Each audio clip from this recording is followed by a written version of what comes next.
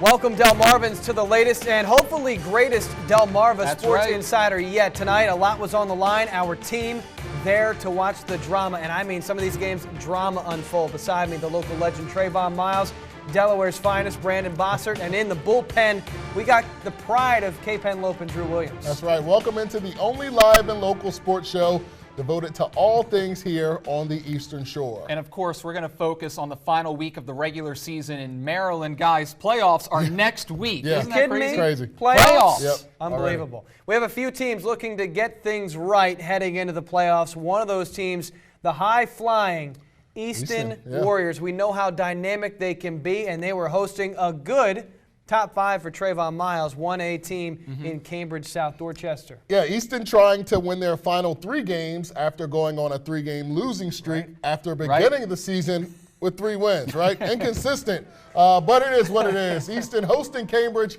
regular season finale, huge rivalry in the Bayside. We jump ahead to the end of the first half. The Warriors scored to go up 5. Khalik Beasley up the gut. Number 1 is gone. 51 yards to pay dirt.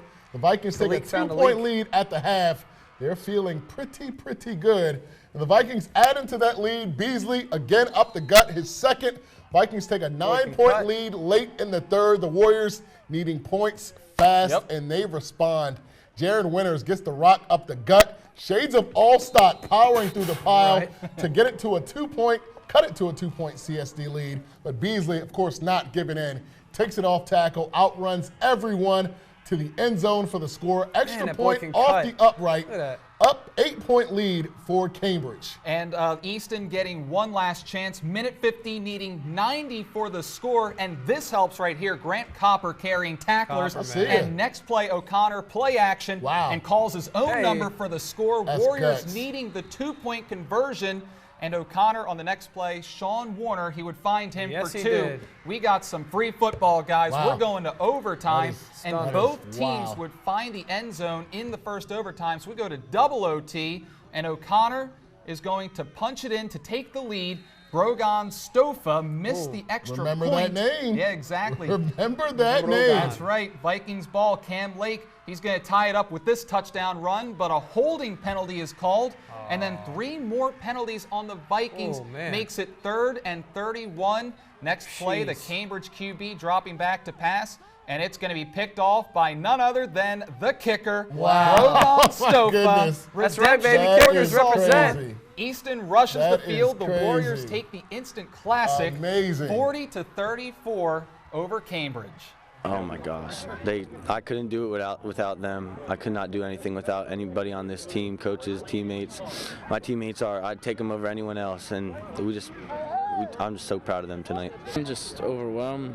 I just did what they did all week, all this week. They told me, back up, turn my head. When he turned his head, just go up for the ball. I mean, we missed it.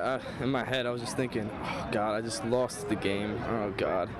And then my teammate, Joe Hickey, came over to me, grabbed me and told me, keep your head up, make the next play. And we went out and just made the interception.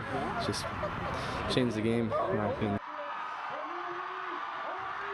You guys, I wrote something in the script, but I just want to say, man, I am so proud of that kicker. Because when you miss a kick like that, it really messes with you. And to turn around and then make a play on defense, playing corner or safety or whatever, I mean, that's crazy. That is truly crazy. Got to give it up to Brogan on that play. Easton able to pull it together and win. How about that? After their 3 final games, get their 3 final wins after, those 3 losses in the middle.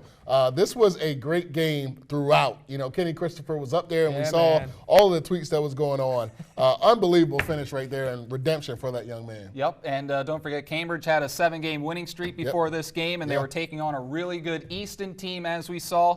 But looking at Easton going into the playoffs, you got to wonder how they're going to do against those really good teams in the playoffs. Their 3 losses have come against North Carolina, Parkside, and Delmar, 3 really good teams around here. So you got to play up to your competition once you get to the playoffs. Absolutely, I think so. And a lot to be said about Easton in those losses. But they are a streaky team.